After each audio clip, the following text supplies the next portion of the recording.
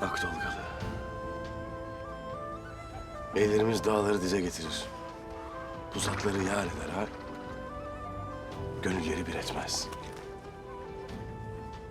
Gönül bir kez beylik sevdasına düştü mü, esir düşsen daha iyi.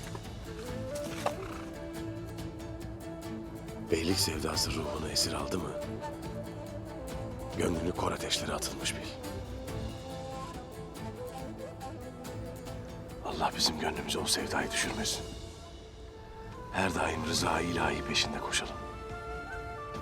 Talep eden değil, vazife verilenlerden olalım ki gönlümüz kirlenmesin.